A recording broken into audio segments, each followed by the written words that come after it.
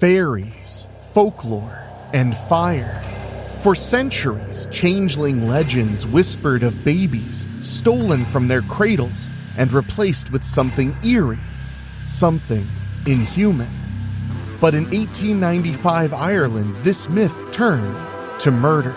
Tonight we're diving deep into the history of changelings. What you are about to hear is believed to be real, based on witness accounts, testimonies, and public record. This is terrifying and true.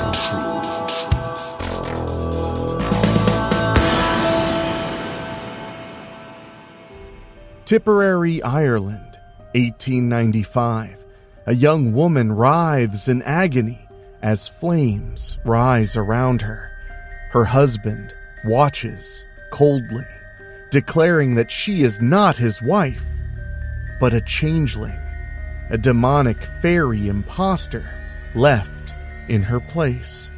Across centuries and continents, people have whispered of such creatures. Infants swapped in the night, loved ones returned strangely altered, their eyes too knowing, their smiles just wrong. They're called changelings, beings of myth and fear. But what happens when folklore is mistaken for fact? We'll dive into that story after this.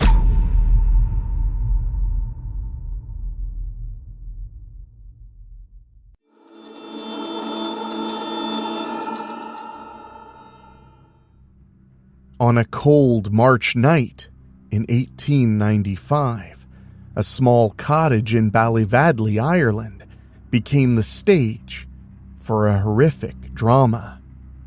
Neighbors huddled by the doorway as Bridget Cleary lay writhing on the floor, her husband Michael towering above her.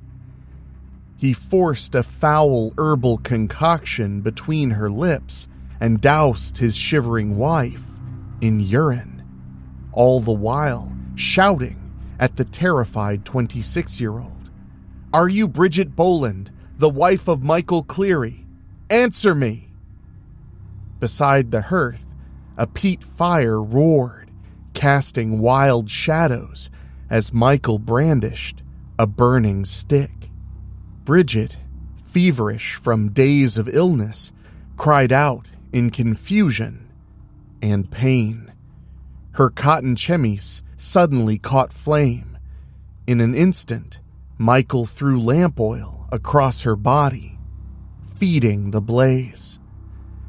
The witnesses would later say they weren't sure if Bridget was still alive when the flames engulfed her. They only knew Michael's face was set like stone as he held them back, roaring that this was not his wife at all, but a demonic changeling he had to destroy. "She's not Bridget, she's a fairy!" he yelled, insisting the real Bridget had been abducted by the fairy folk a week prior. As the firelight danced in his eyes, Michael vowed he would get his true wife back from the nearby Ringford, even if it meant burning this thing to ashes. When Bridget's charred remains were found in a shallow grave days later, a shocked nation grappled with the story. The press dubbed her the last witch burned in Ireland, though Bridget was no witch. Her husband's defense was chilling in its sincerity. He claimed he truly believed he hadn't killed his wife, only the fairy imposter that had replaced her. In the ensuing trial, neighbors and even Bridget's own father admitted they had assisted Michael in, quote, driving out the supposed changeling with brutal folk remedies. The case of Bridget Cleary, a modern young woman tortured and burned alive in the 19th century, became one of the most notorious incidents of changeling lore intruding on reality. It revealed how deeply the old belief in fairies and changelings still gripped rural communities, and how deadly the consequences could be when folklore and fear outweighed reason. Bridget's story would echo through history as a grim warning of what happens when myth and reality collide. The legend of the changeling, a fairy's deceitful surrogate left in place of a stolen person, haunts the folklore of many lands, from the misty bogs of Celtic Ireland to the rugged forests of Scandinavia. Tales abound of infants whisked away by supernatural beings and replaced with something else. In European lore, a changeling could be a fairy child or elderly sprite magically disguised as a human, or even an enchanted piece of wood carved to look like a person. Almost every culture had its own twist on the myth, but the core was the same. Malicious, otherworldly forces snatching loved ones and leaving an imposter behind. Celtic traditions are especially rich with changeling stories. In Irish and Scottish legends, it was said the fairy folk, the She, coveted beautiful, healthy human babies to strengthen their own bloodlines. A fairy mother might slip into a home and leave her ailing fairy infant in the cradle, spiriting the human child away to live in the fairy realm. The changeling left behind was often sickly and stunted, sometimes with bizarre features. An infant who never grew, perhaps sprouting teeth or even a beard, and who cried and fed endlessly without ever thriving. In Irish lore, some changelings displayed uncanny intelligence beyond their years, or other eerie behaviors when they thought no one was watching, like dancing on their own or playing the fiddle in the crib. Such a creature was clearly not a normal child. In Wales, similarly, a Plentyn Cael, or changeling child, might start out looking ordinary, but gradually turned ill-featured, malformed, and ill-tempered, given to constant screaming and biting. One Welsh test for a fairy swap was to brew a family dinner in eggshells. If the wizened little changeling laughed and revealed his centuries of knowledge, perhaps responding to the strange meal by saying, "I have seen the acorn before the oak, but never saw the likes of this," it proved his otherworldly nature. Across the sea in Scandinavian countries, changeling lore often featured trolls. Medieval Scandinavian villagers believed that trolls sometimes snatched unbaptized infants, perhaps because it was more respectable for a troll child to be raised by humans than by their own kind.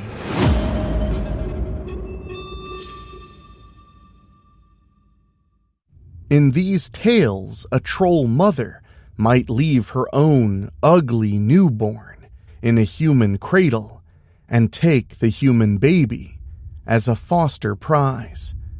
Scandinavian parents, well aware of this threat, would guard newborns with iron scissors or knives placed over the cradle, since supernatural beings were said to dread cold iron.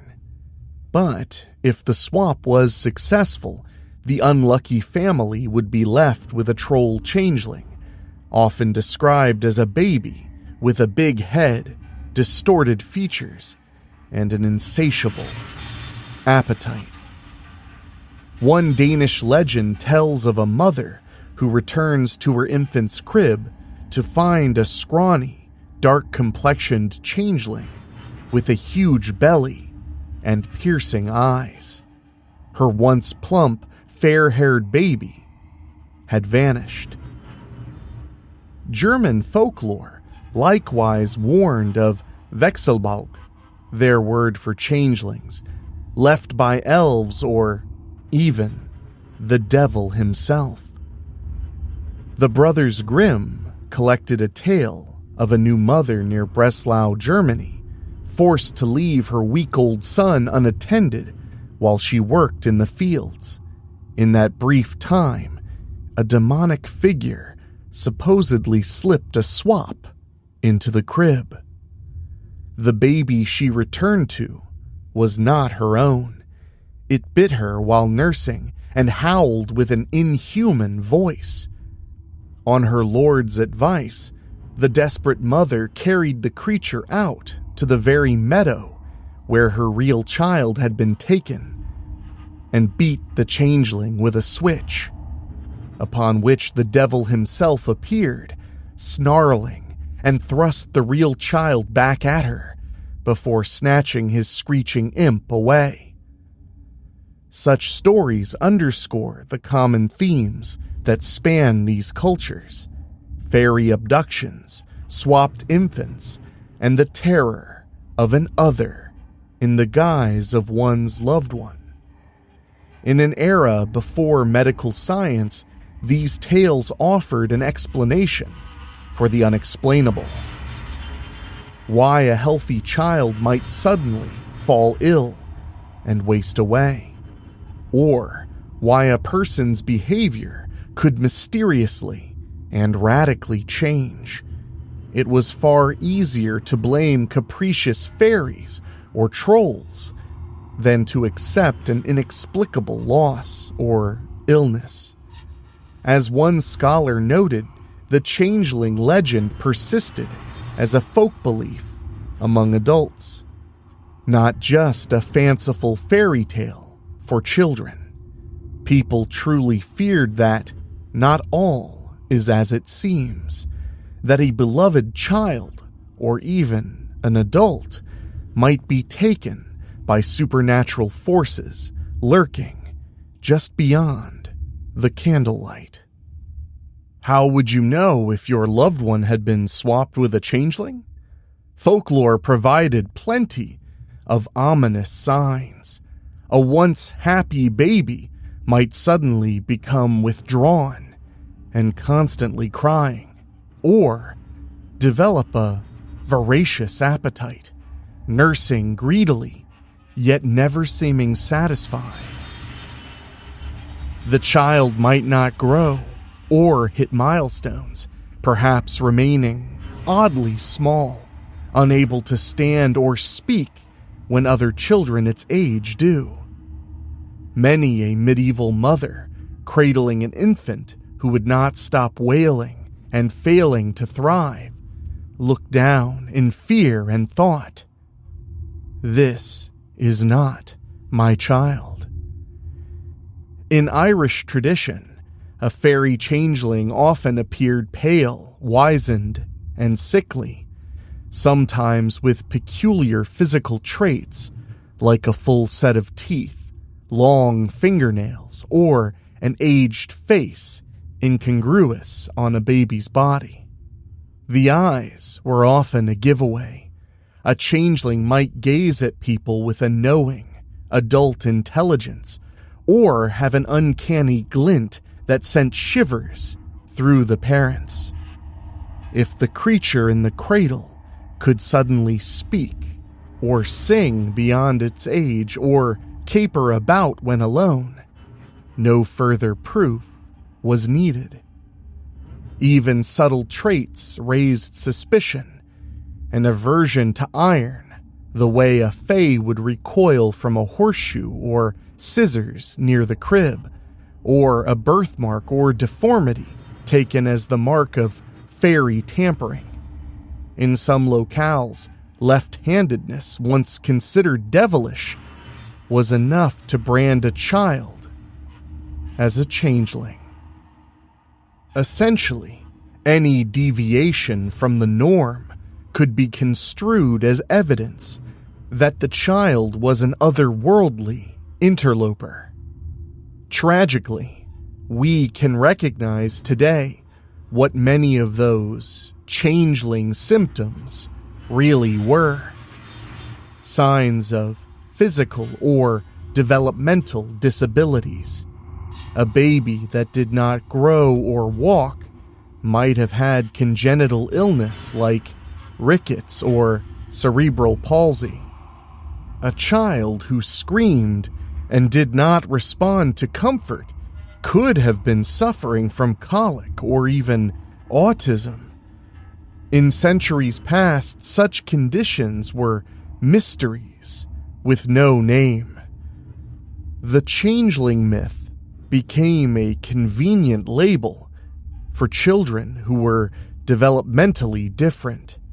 For example, autism, which can manifest in toddlers as a loss of speech, social withdrawal, repetitive behaviors, or unusual reactions, maps uncannily onto changeling lore.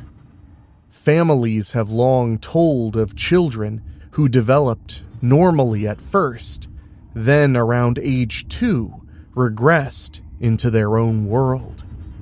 In earlier eras, this heartbreaking regression might be explained as the fairies stealing the healthy child and leaving a strange double in its place.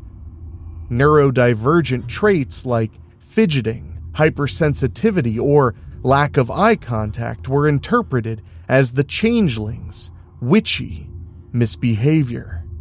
A 19th century idiot or imbecile child, terms then used for intellectual disabilities, was often presumed to be a changeling or elf child. In fact, the very term changeling had a very different use later in history.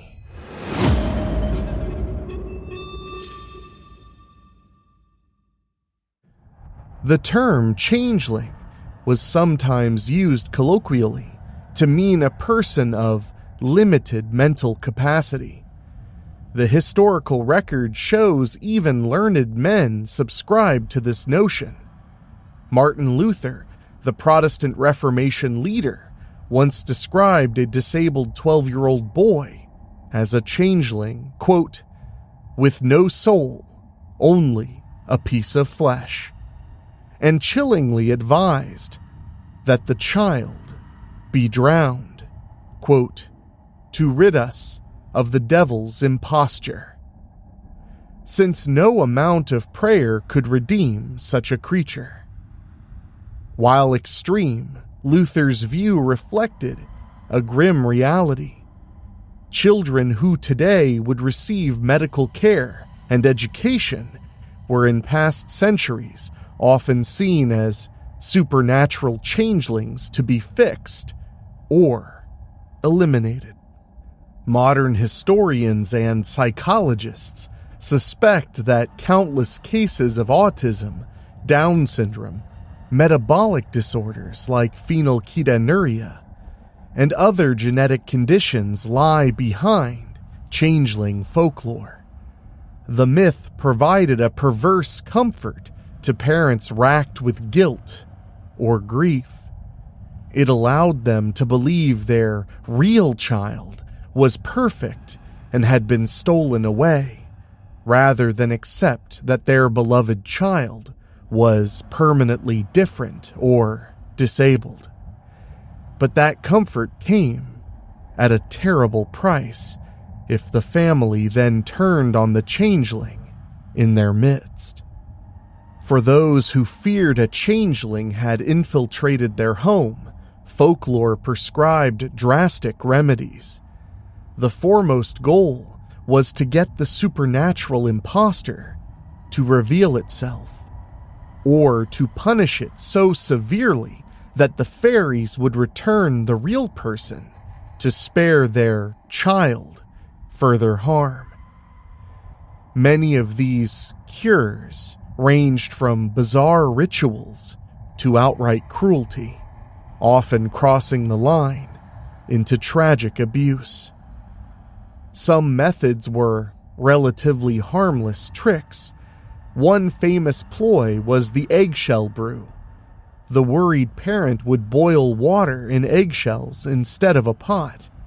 This nonsensical act was supposed to make a sly fairy changeling laugh or comment, blowing its cover. In Welsh lore, a changeling watching its mother boil eggshells might cackle and comment, "I have seen the acorn before the oak, but never such a brew as this," a sure sign that an ancient fairy, not an infant, was in the cradle. According to tales, upon this outburst, the spell would break, the elderly fairy would vanish, and the true child would be miraculously returned, as if by waiting elves just outside the door. Similarly benign ruses included tricking the changeling with music or mystery, anything to provoke an out-of-character reaction. In Ireland, one story tells of a mother who suspected her toddler was a fairy. She started feigning a dance with an empty shawl as if cradling an invisible baby, singing that she had, quote, a fairy child of her own. The changeling, unable to resist, sneered that she was a foolish woman to dance with nothing. At that, the mother knew her true child was gone. While these gentle tricks sometimes feature in folklore with happy endings, the reality was far darker.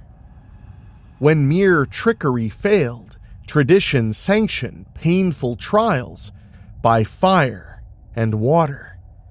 It was widely believed that iron and fire were anathema to fairy folk. Thus, heat could torture the changeling or drive the fairy spirit out. One prescribed remedy in multiple cultures was to heat a shovel or poker in the fire and then hold the changeling on it or near it. The idea was to literally scorch the fairy out of the victim. In Wales, a mother might shove the suspected changeling into a hot oven briefly, as grotesque as that sounds, or boil herbs like foxglove to bathe the child in a scalding tub. Foxglove was a poisonous plant associated with fairy magic.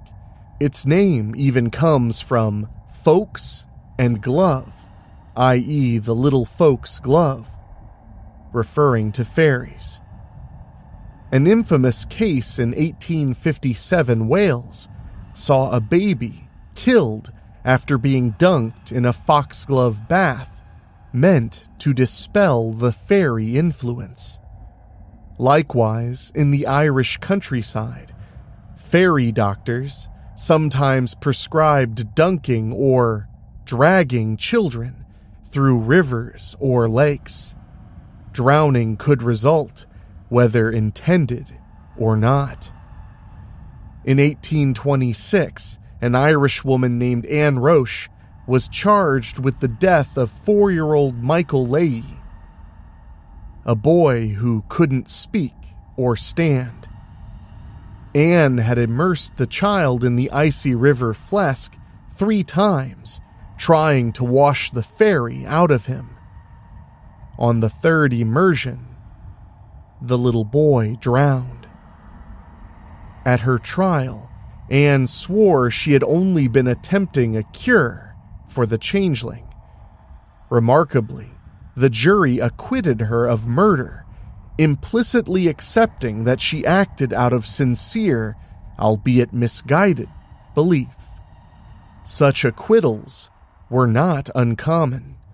In communities where fairy lore was part of life, ordinary people might sympathize with those who used brutal methods to save a loved one from a supposed changeling. After all, if one truly believed a malignant fairy had taken hold of a child, almost any action could be justified in order to defeat it. Of all the remedies, fire was the most extreme.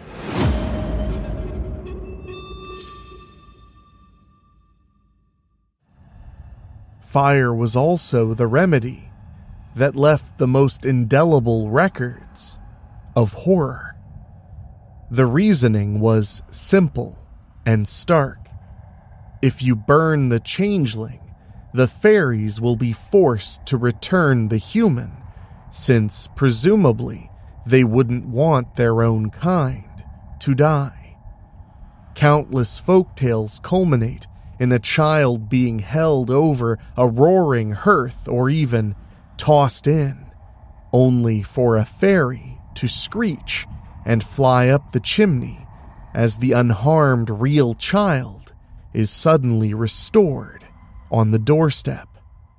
In practice, however, real children and adults suffered grievously from attempts to smoke out a changeling. A 19th century Scottish account from Caer Laverock describes a desperate father distraught at his infant's constant screaming and illness, who heaped hot coals from the fire onto the baby's bare stomach. The baby tragically died from the burns, a victim of what today we would recognize as abusive violence, but which the father may have rationalized as a last resort to expel a fairy. In rural Ireland, those claiming expertise in fairy matters, often called fairy doctors or wise folk, sometimes orchestrated such rituals. They would insist the family not intervene, no matter how the child cried, until the changeling yielded. Scholar Carol Silver notes instances of fairy doctors killing children with these ordeals. One case in Donegal involved a foxglove poison bath in the 1870s. Another in Ulster had a blacksmith applying red-hot iron to a toddler.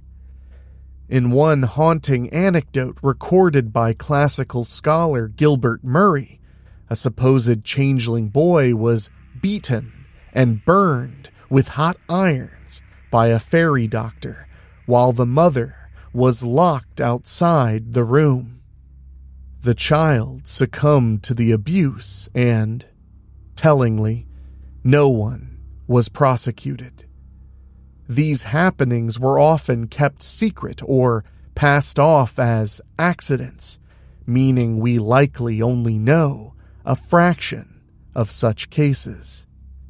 Even when these violent measures caused obvious harm, authorities sometimes struggled with how to punish the perpetrators. A remarkable trial in Kilkenny in 1856 came to light only by chance. A police patrol stumbled upon a laborer's family surreptitiously carrying the corpse of their 9-year-old son for a secret burial. Under questioning, an astonishing tale emerged. The boy had been bedridden by illness, later determined to be a brain tumor and hydrocephalus.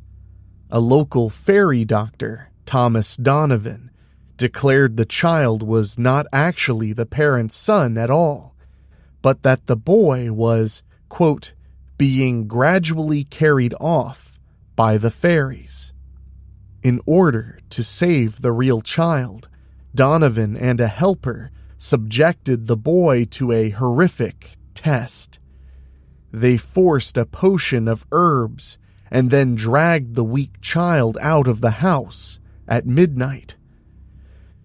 When the boy couldn't answer their demands to cough up the fairy or reveal the truth, they beat and strangled him in the yard, all in an attempt to drive out the changeling or induce the fairies to return the true son. The poor child died from his injuries within hours. In court, Donovan still insisted on the fairy rationale. The judge firmly rejected it, emphasizing that such supernatural delusions were no excuse for murder. Yet, even then, perhaps out of pity or incredulity, Donovan was convicted only of manslaughter and given a mere 1 year of hard labor. Cases like this laid bare a gulf between educated officials and the rural poor. The court noted how odd it was that the family had also consulted 2 licensed doctors, but when the boy didn't improve, they turned to folklore and magic as a last hope. To the modern eye, the chilling truth is evident. The changeling myth provided cover and justification for what we now label as child abuse or even infanticide. As folklorist Catherine Briggs wrote, countless children suffered dreadful harm from being beaten, exposed on hillsides, or thrown into fires on the mere suspicion of being changelings. Only occasionally did a wiser voice suggest treating the afflicted child kindly instead. Far more often, violence was the recommended cure to, quote, send the fairy packing. Most changeling tales involve infants or children, but the legend's terror wasn't confined to the nursery. Adults, too, could be taken by the fairies, with a changeling left in their stead. Nowhere is this more infamously demonstrated than in the case of Bridget Cleary, the young Irish wife whose gruesome death brought to this podcast the truly deadly side of changelings.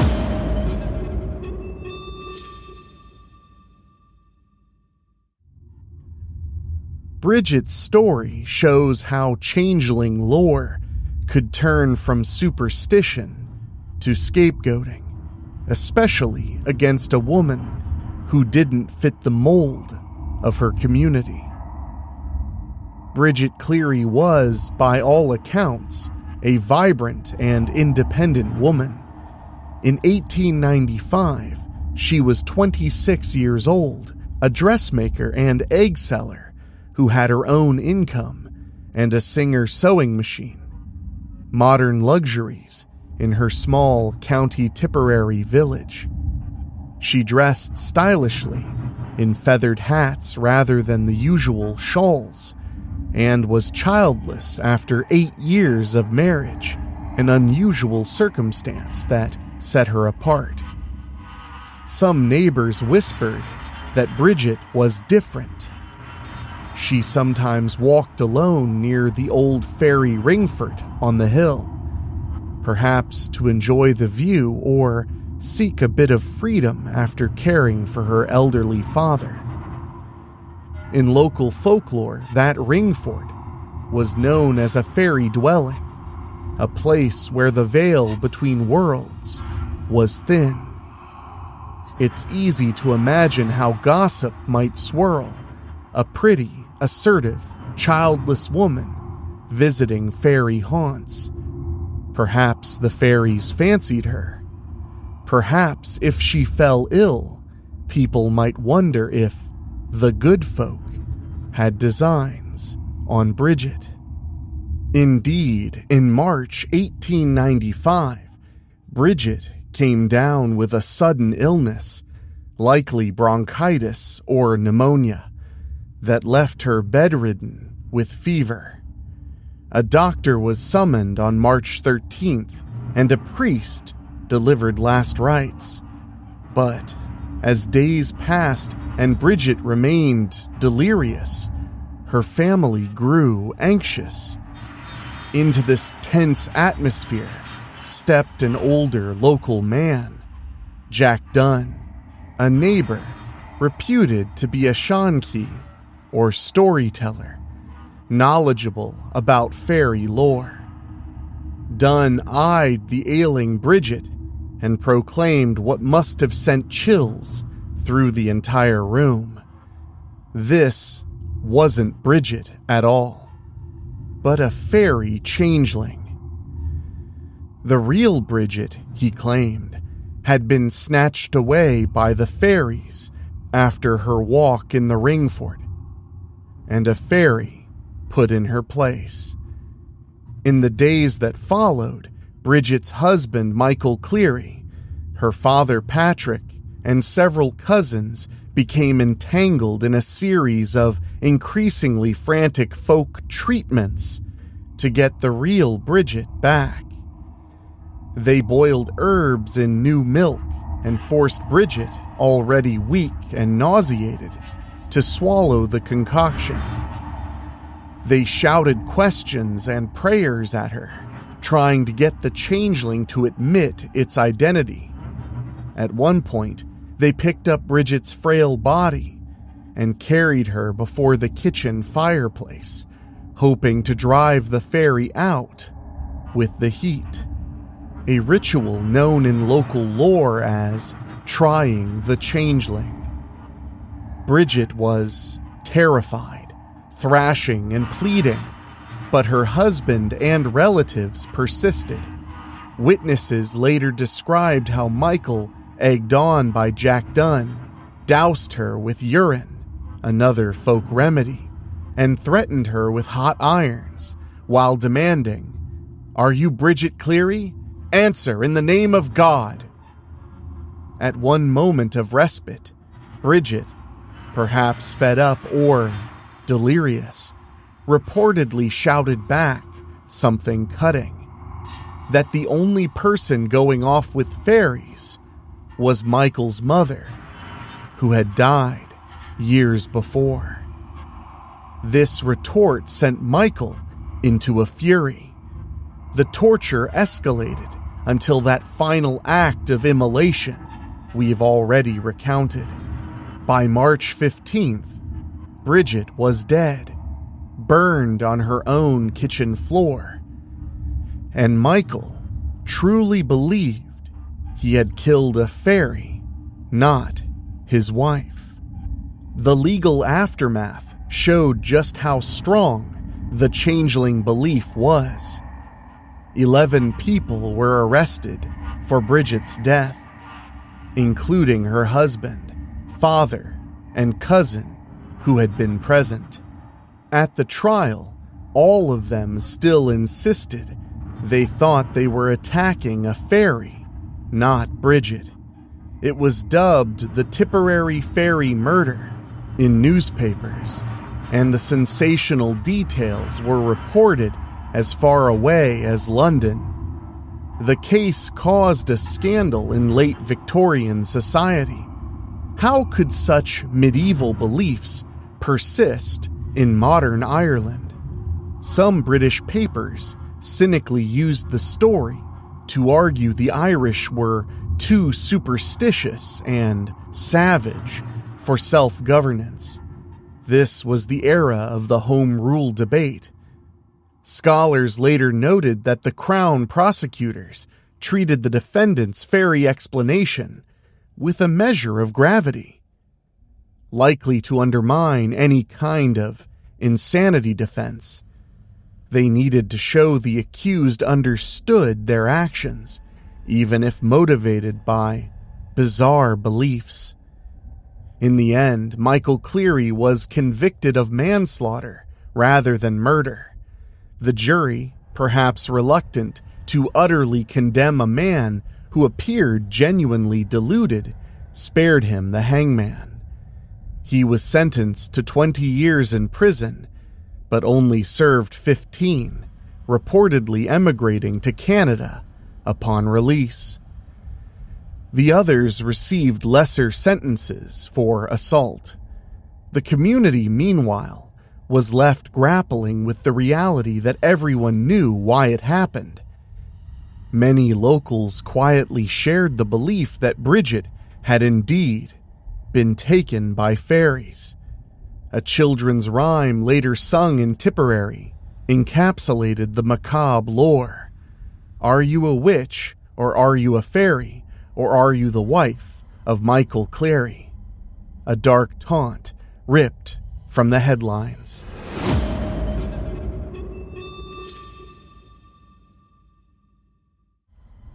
Bridget's case was not an isolated incident of changeling mythology leading to violence, but it was the most publicized. It starkly demonstrated that even on the cusp of the 20th century, ancient folklore still held a lethal grip on the imagination.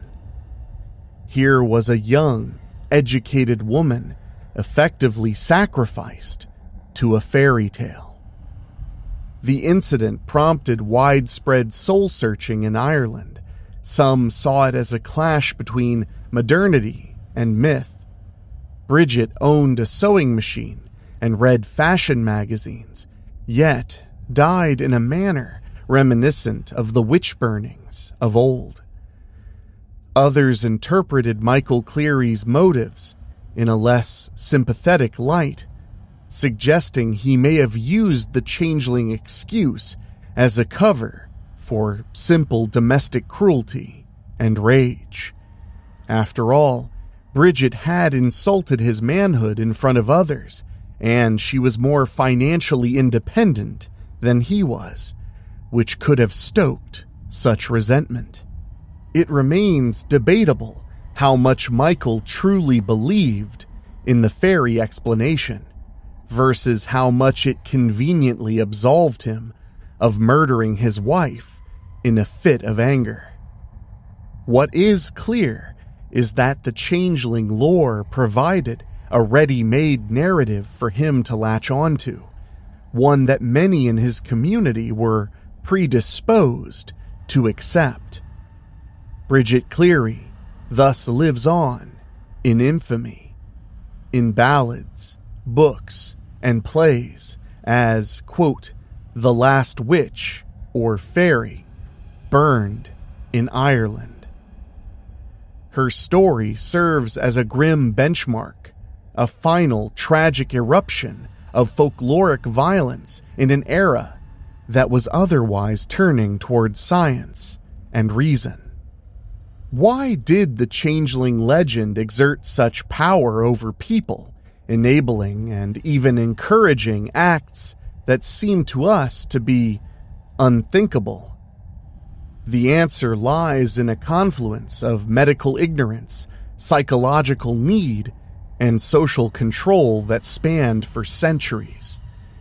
At its heart, the changeling myth can be seen as a culturally sanctioned coping mechanism for parents and communities facing inexplicable tragedy. In modern times, infant and child mortality were crushingly common. Diseases like influenza, meningitis, or genetic disorders could turn a thriving baby into a feeble, unresponsive one almost overnight. Lacking any scientific framework, grief-stricken parents reached for the explanation their culture provided. The fairies did it. Believing that their true child had been stolen offered a bizarre sort of comfort. It externalized the blame. As folklorist Carol Silver observed, the changeling belief conveniently shifted responsibility for a child's affliction, quote, into a separate, supernatural realm beyond human control. The parents were absolved of fault. It wasn't their bad genes or a failure to care properly. It was the fairies. and there was even hope, however faint, that the real child might be recovered if the correct ritual was performed. Susan Eberly, a scholar who studied changeling cases, noted that parents often harbored anger and guilt toward a disabled child. Anger at the burden and disruption, guilt for the feeling of that anger. The changeling myth gave those conflicting emotions an outlet. A parent could project their anger onto the imposter, leading to abusive attempts to drive it out, while clinging to the guilt-easing belief that their actual beloved child was blameless and could still be saved. In a perverse way, some of the very cruelty inflicted on changelings was driven by love for the missing child. As one writer put it, quote, "Even as they tormented these supposed changelings, parents were projecting their own familial love onto fairyland and acting out of desperate hope for a reunion." It's a heartrending paradox. The changeling fantasy allowed parents to express devotion to an idealized, absent child, even as it drove them to abuse the flesh and blood child in front of them.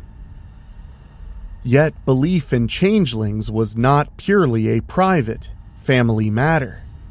It was reinforced by community and authority figures at times.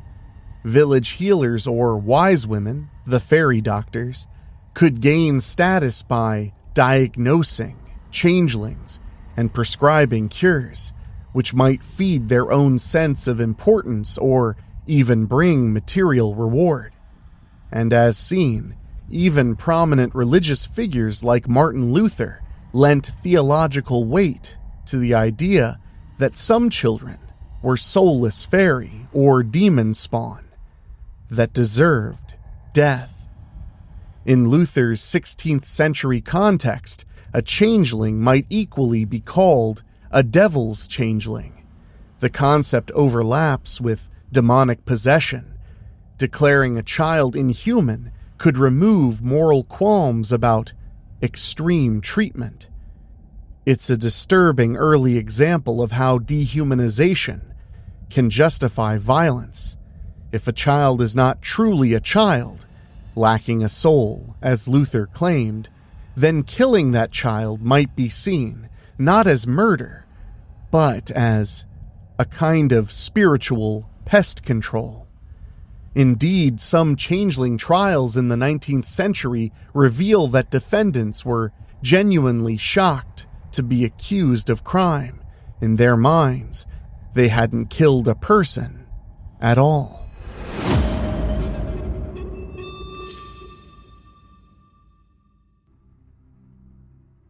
The changeling myth also intersected with issues of social control and conformity, especially regarding women's roles. While most changeling victims were children, the folklore implicitly threatened women too, particularly mothers.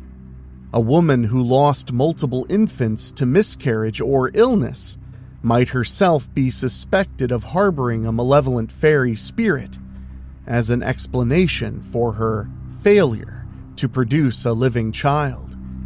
In Nigeria, for instance, there's a striking parallel in the belief in Obanje, or child spirit, that repeatedly dies and returns to torment a mother. This was likely an explanation for recurring stillbirths or sickle cell anemia, but it led families to ritualistically scar or even kill suspected Obanje children in order to break the cycle. In Europe, a mother's behavior could invite changeling rumors. If a mother was seen as negligent, falling asleep and letting her baby out of sight, even if from sheer exhaustion, and the child then sickened, tongues might wag that she had literally allowed the fairies in. Thus, the myth enforced a kind of vigilance on mothers. Don't ever let your guard down, or the fairies will come.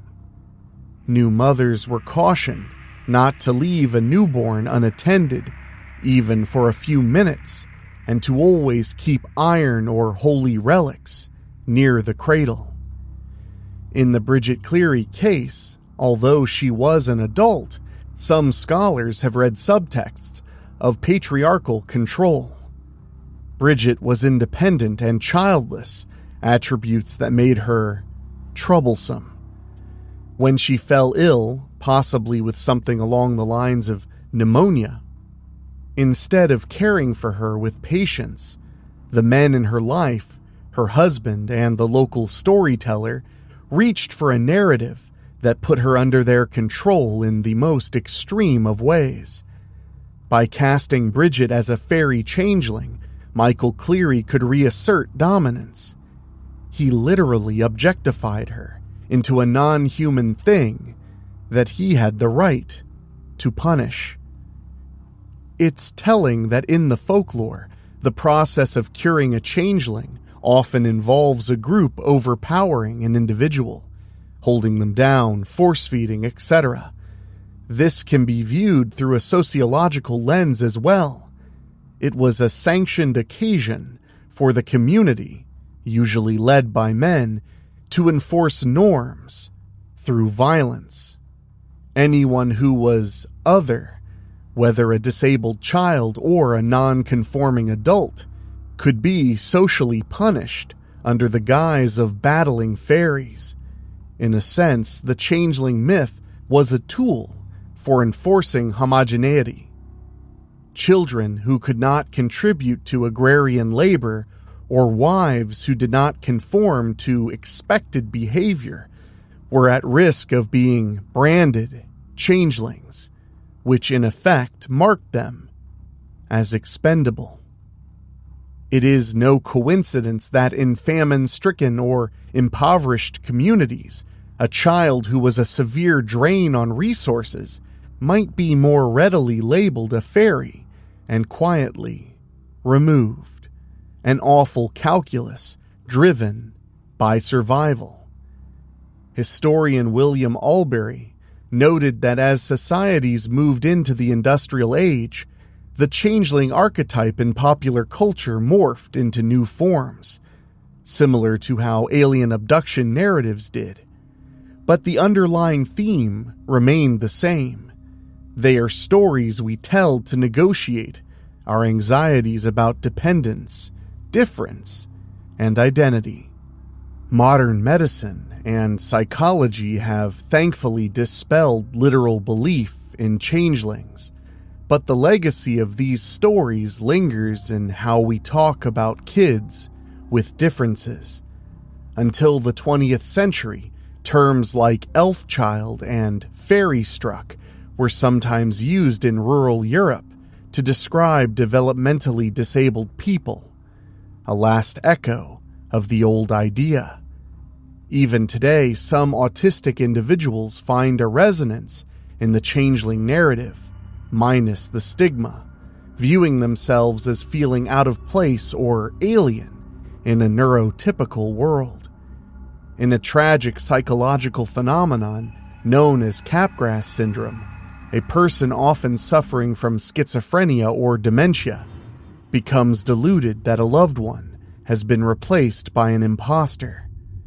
This is essentially the changeling myth playing out in a clinical setting. The patient is utterly convinced their spouse or child isn't really them. Such cases can lead to violence, even now. In 2010, for example, a mother with severe postpartum psychosis in Texas drowned her baby daughter because she believed the child was an evil imposter, a modern parallel to Anne Roche's case in 1826. These instances are exceedingly rare, but they remind us that the human mind can still fall back on archetypal fears of replacement and possession when found to be in extreme distress. Though we no longer attribute illness to fairy swaps, the changeling continues to fascinate and frighten us through literature, film, and art. The tale's themes, the loss of a loved one to an uncanny force, the dread that something familiar is secretly alien, are timeless storytelling fuel. In fact, modern horror and fantasy have reimagined changelings in ways that speak to contemporary anxieties. One of the earliest literary reflections comes from the Irish poet W.B. Yeats, who in 1886 wrote The Stolen Child. In that poem, fairies lure a human child away with promises of a carefree life, whispering, "Come away, O human child, to the waters and the wild, with a fairy hand in hand." The poem captures both the seductive allure and the sorrow of the changeling myth, the idea of escape from pain, but at the cost of abandoning reality.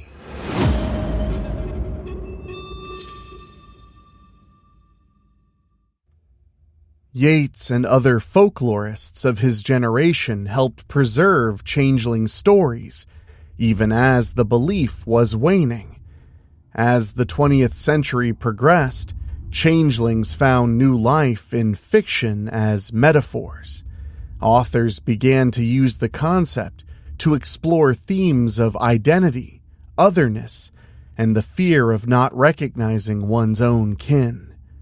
Science fiction notably gave us alien versions of the changeling. The motif of extraterrestrials abducting humans and planting lookalikes, or hybrids, owes much to the old fairy lore.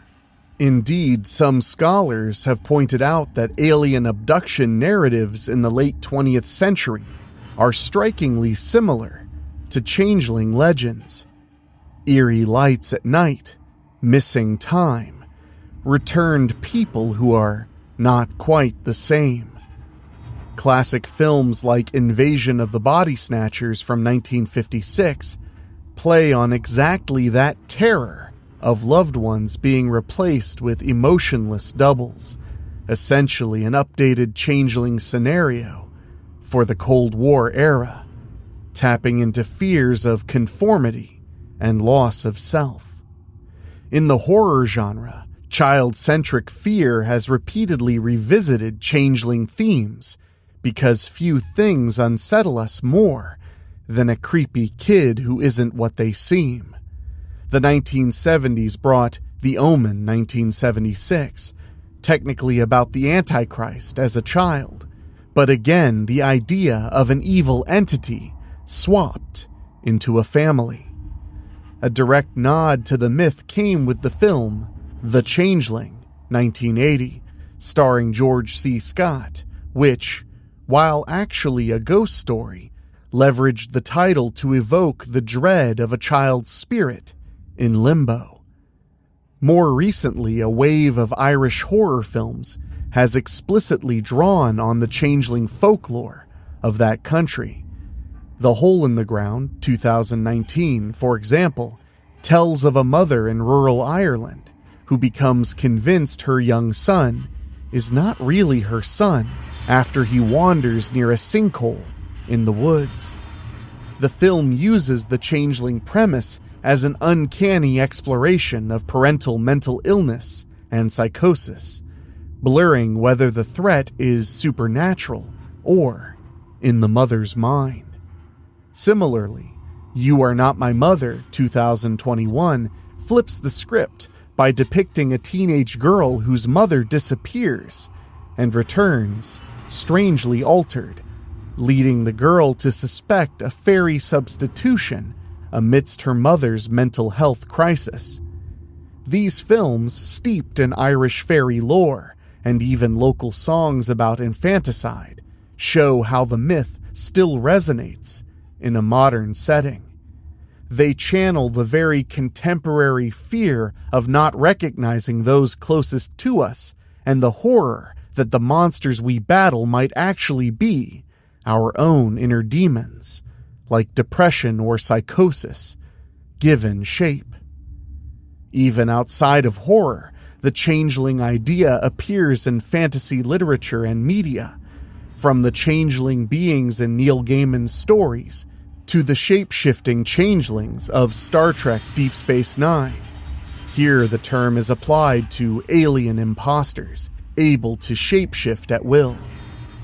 One of the most acclaimed recent uses of the myth is Victor LaValle's novel, The Changeling, 2017, a dark urban fairy tale set in New York City. LaValle explicitly frames his story around the classic definition, quote, "If you know what a changeling is, a substitute child swapped for a real one by fairies or trolls, you are already 2/3 of the way to the meat of the changeling." His tale starts with new parents and then spirals into a nightmarish quest involving witches and a secret island of stolen children. And while examining very real themes of postpartum depression, fatherhood fears, and racial heritage in America, the novel was successful enough to spawn a 2023 streaming series adaptation. Its popularity suggests that the changeling legend, stripped of overt fairy trappings, still has compelling power as a metaphor for the uncertainties of parenthood and the fragility of family. When LaValle's narrator intones, quote, "This fairy tale begins in a library in Queens," he reminds us that these are not just old-time rural superstitions. They are living narratives that can be transplanted even to the bustling heart of a modern metropolis. Why does the changeling myth continue to captivate us? Perhaps because it touches on primal human fears that are just as potent now as in the Dark Ages. The fear of losing a child is universal and timeless. So is the fear of the unknown, masquerading as the familiar. That the face we see across the breakfast table might not truly be the person we think it is. These anxieties have simply taken new forms. Today, a parent might fear autism or mental illness stealing their child's personality, or worry that technology and the internet are creating a stranger out of their once innocent kid. The changeling legend, with its vivid imagery of doubles and doppelgangers, provides a dramatic framework to explore those feelings. Additionally, the narrative of otherworldly intervention lets storytellers grapple with themes of blame and guilt in an allegorical way. In a horror movie, it might not really be a fairy causing the child to change. It could be a stand-in for abuse, trauma, or neglect.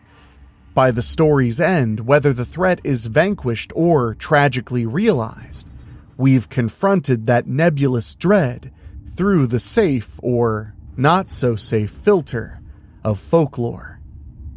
Meanwhile, on a lighter note, the changeling has been reclaimed in some fantasy works as a figure of empathy. The idea of a child of two worlds who doesn't fully belong in either. This interpretation flips the script to ask what it's like for the changeling itself growing up among humans. Modern authors have imagined sympathetic changeling characters who yearn for acceptance, reflecting the outsider experience in society. Thus, the changeling endures not only as a monster in our stories, but also as a poignant symbol for anyone who feels different or displaced. From chilling true cases like Bridget Cleary's murder to eerie horror films and haunting fairy tales, the legend of the changeling has proven to be remarkably tenacious. It is a story shape-shifted over time, much like the fairies themselves, adapting to our cultural needs. In medieval cottages, it was a literal belief that explained misfortune. in a 21st century film or novel. It is a metaphor that illuminates our inner turmoils, yet the fear at its core remains the same. The fear of the other that wears a loved one's face.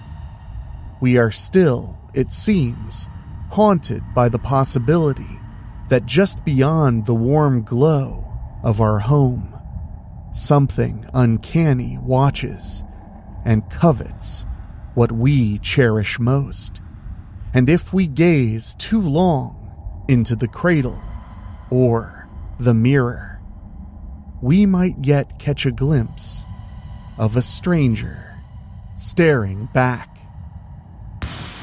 Terrifying and True is narrated by Enrique Couto. It's executive produced by Rob Fields and Bobbletopia.com, and produced by Dan Wilder, with original theme music by Ray Mattis. If you have a story you think we should cover on Terrifying and True, send us an email at weeklyspooky@gmail.com. And if you want to support us for as little as $1 a month, go to weeklyspooky.com/join. Your support for as little as $1 a month keeps the show going. And speaking of, I want to say an extra special thank you to our Patreon podcast boosters, folks who pay a little bit more to hear their name at the end of the show. And they are Kate and Lulu, Jessica Fuller, Johnny Nix, Jenny Green, Amber Hansford, Brent McCullough, Karen Weemet, Jack Kerr, and Craig Cohen. Thank you all so much, and thank you for listening. We'll see you all right here next time on Terrifying and True.